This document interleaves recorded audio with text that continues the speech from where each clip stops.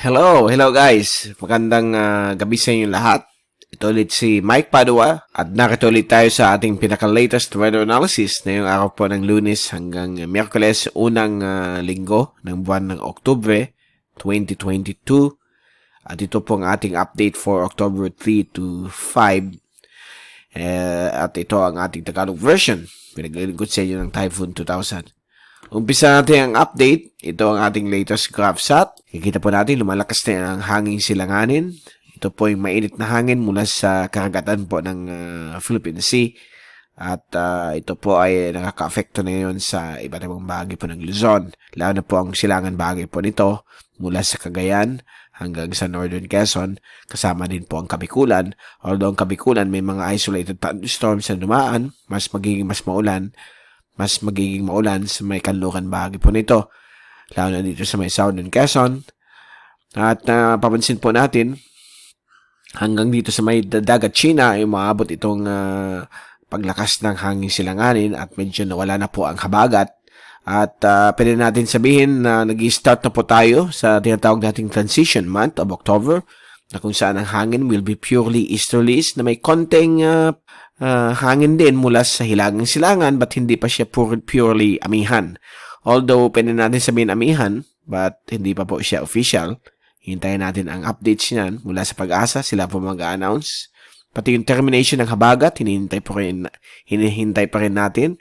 Baka anytime today or tomorrow or in the week or next week, mag-a-announce po ang Pag-asa sa sinasabi nilang termination. Okay? Since nasa October na po tayo at mukhang wala na tayo nakikita for the next 2 weeks na sign of the pagbabalik ng hanging habagat. At pwede natin sabihin, punta na po tayo sa panahon ng amihan which will start o magsisimula po sa buwan ng Nobyembre. Although next week meron pong pinapakita na unusual na malakas na northeasterly wind flow dito sa may dulong hilagang Luzon. Papakita namin sa inyo yan in a short while. But yung forecast na yan ay nasa 20% probability pa lamang since that will be 10 days from now. So, aside po dito sa binanggit nating lugar, ang ilang portions po ng Mimaropa like Mindoro, Marinduque, Northern Palawan, Calamian, ay magkakaroon rin din pong hanginin mula sa silangan. Dito naman po sa may Eastern Visayas, Central Visayas, as well as Mindanao, ay nasa influence po sila ng surface trough. Ito po elongated area of slightly lower atmospheric pressure. Hindi naman po siya low pressure.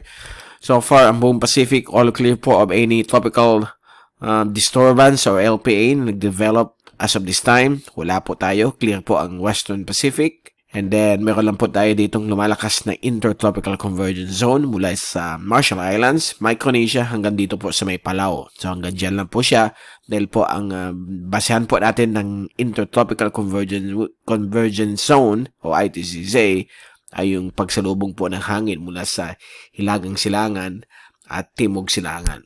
Okay? Yan po ang textbook definition ng ITCZ. Dito po sa atin, surface trough lang po ito. Purely southeasterlies and easterlies. Okay? Actually, dito, medyo variable dito ang hangin sa may Mindanao at Visayas. So, mostly troughing lang po siya at may mga localized thunderstorms na inaasahan po dyan. Dito po sa may medyo upper right ng ating GraphSat, yan po yung dating bagyong Roque. Isa na po siyang subtropical cyclone at inaasahan po siyang lalong lalayo po sa Western Pacific. Okay? At punta na natin yung fast animation. So, yan po. Nakita po niyo yung mga kaulapan sa may Luzon. Yan po ang hanging silanganin. Nagbibigay po ng mga thunderstorms dahil po pag meron tayong La Nina, mostly talaga rin dyan po yung mga makakapal na ulan. Okay, sa may Philippine Sea. And then dito naman po sa Mindanao, Eastern Central Visayas, yan po ang surface trough. At nandito naman po yung intertropical convergence zone. Nakita niyo yung mga convergence of clouds from the northeast and southeast. Now, punta natin yung windy.com zoom in satellite animation. Play natin itong loop. So, kita ninyo yung mga thunderstorms na yan. Magkakaroon po dyan ng low to medium risk of flooding and landslides in low-lying areas. And also dito sa may southern Quezon. Localized thunderstorms na po sa ibang parte mo ng Visayas. Samantala ang Eastern Visayas, Central Visayas ay more on surface troughing hanggang dito po sa may Mindanao. But makikita po ninyo halos buong bansa ay may mga thunderstorms. Pinapalakas po yan ng sinasabi nating La Nina. Hanggang ngayon nandiyan pa rin po siya. Nasa 80 to 90% as of this time. So mostly pag malakas po ang La Nina, ang development ng mga tropical cyclones ay within the Philippines or west of the Philippines. Pag humina, medyo mag-form yan po dito, medyo malayo. Yan po medyo delikado, okay? At tinitingnan natin yung pagkakaroon ng break ng easterlies. Okay? Dahil po, yan po ang sign. Pag nagkaroon ng paghina ng easterlies, magkakaroon po yan ng convergence po mula sa west. May temporary po westerly wind burst dito. Baka magkakaroon ng mga tropical cyclone formation. But so far, wala pa po tayo na nakikita sa mga computer models. Okay? Pasensyahan na po nyo ang ating bosses. Medyo meron tayong sore throat na yun at konting ubo at sipon. But okay naman tayo. Medyo patapos na po tayo sa worst situation nung nakalakan na weekend. Ito po yung ating rainfall accumulation for the next 3 days. So makikita po niyo dito ang mga kalat-kalat pong mga red dots, okay? Mga yellow, orange blots across the Philippine Islands, Luzon, Visayas, and Mindanao except for Ilocos Region and Cagayan Valley. So yan po ang mga thunderstorms na posibleng maganap sa loob ng 3 araw hanggang sa Huwebes. At maging mas malakas po dito sa may eastern sections po ng Aurora Province hanggang sa may northern Quezon kasama po Pulillo dahil po sa hanging silanganin. Okay? And then ito po yung wind forecast natin mula sa European model. Baliwala muna natin ang American model dahil po pag more than 3 to 5 days hanggang 10 days masyadong fantastic ang kanilang models, ang output so mas reliable po ang European model, one of the top-notch computer models when it comes to medium to long-range forecast. So for the next 3 days sa European model, bukas po ng hapon patuloy pa rin ang hangin silanganin sa halos silangan bahagi po ng ating bansa. I-extend na po hanggang sa Eastern Visayas at Eastern Mindanao. Wednesday o Miyerkules ng hapon, magkakaroon po ng slight shift mula sa hilagang silangan o northeasterly wind flow dito na po sa may Batanes hanggang dito sa may Bicol. And also Visayas. So from easterlies, magiging northeasterlies tayo. So expect pa rin natin mga isolated rain showers and thunderstorms sa hapon o gabi. Thursday ng hapon, yan po, nandyan pa rin, patuloy pa rin yung northeasterly wind flow. So, yan po ang 3-day forecast na medyo mataas ang probability. Now, move natin hanggang October 12 para malaman ninyo kung meron papalapit na formation ng mga LPA. So, matindi po ang northeasterly wind flow hanggang sa weekend, Sunday. At pagdating ng Monday, may sasabay pong temporary pong lumalakas na high pressure dito sa may Central China na magti-trigger po ng, you can say, o pwede natin sabihin, unang patikim ng amihan. Okay? Kasi hindi pa po ito purely start ng amihan. Kasi November po ito mag-start. But sometimes, second week or third week of October, nagkakaroon na po ng unang bugso. Okay? Okay, ang tinatawag nating unang patikim sa dulong hilagang Luzon hanggang dito sa may northern Quezon. Although dito sa may northern Quezon kasi and Camarines Norte, more on northeasterly wind flow. At may kasabay po tayong mahinang LPA, okay? Yan, 1009. Malapit po sa may north of Bicol. That will be on Monday, October 10. October 10 ng gabi, medyo malulusan yung LPA. Actually, ipupush po siya papunta po dito sa may west of Mindoro.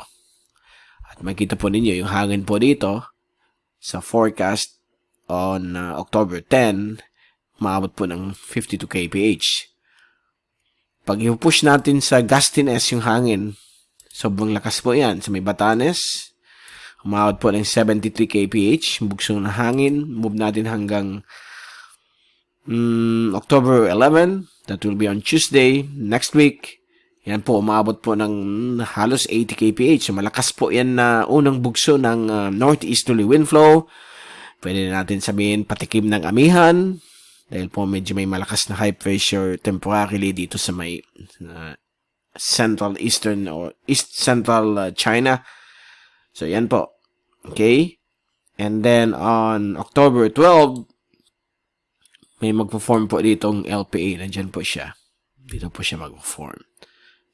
So, again, ang formation niya nasa West Philippine Sea because nga, nasa La Nina pa po tayo. But look at this. Lakas po ng hangin po dito. So, medyo panganib po ito sa mga lahat ng sasakyan pang dagat dito po sa Dulong Hilagang Luzon on October 10 to 12 next week. Okay? But this forecast is still at 20% probability. So, pwede pa po ito magbago. So, babantayin po natin yan araw-araw hanggang magdating sa araw na fino-forecast.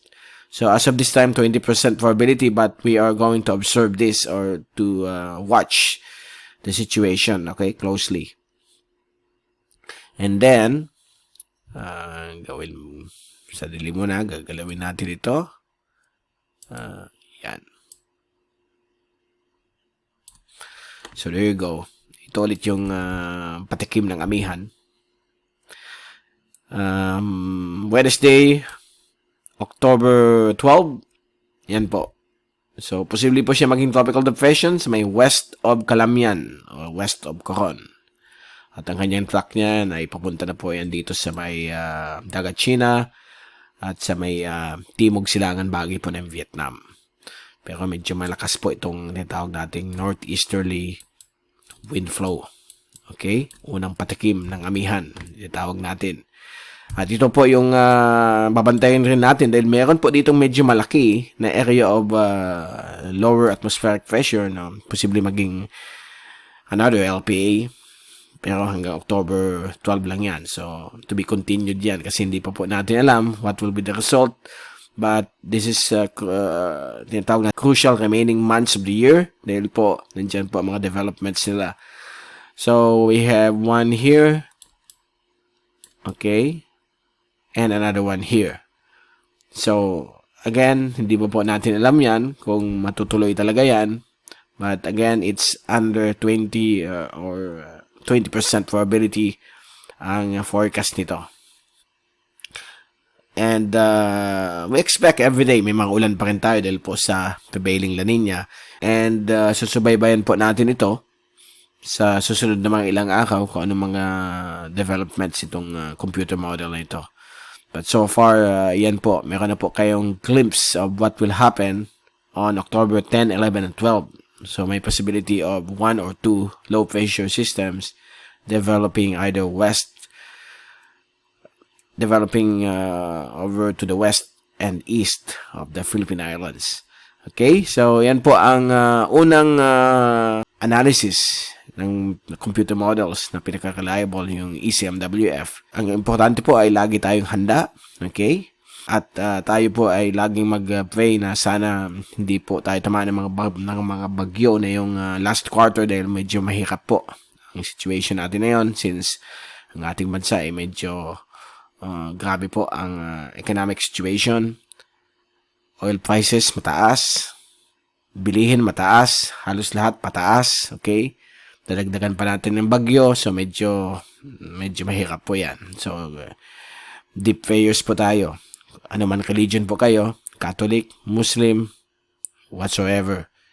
Importante mag-pray tayo na sana hindi tayo tamaan ng mga sunod-sunod pang bagyo dahil po pagpatak po ng October, November, December, yan po ang pinaka-crucial month. So, I'm here to give you information on the weather situations, kung ano pong mga mangyayari po sa mga darating pong linggo at mga buwan. Again, ito si Mike Padua at we'll see you again. Kita-kita ulit tayo ng Miyerkules. At papasalamat po ulit ako sa inyong lahat sa inyong deep gratitude at sa inyong deep support sa ating website typhoon2000.ph as well as sa ating Facebook page, mrtyphoon.com, YouTube channel as well, mrtyphoon.tv. Again, thank you po sa inyo lahat. God bless. Stay safe always.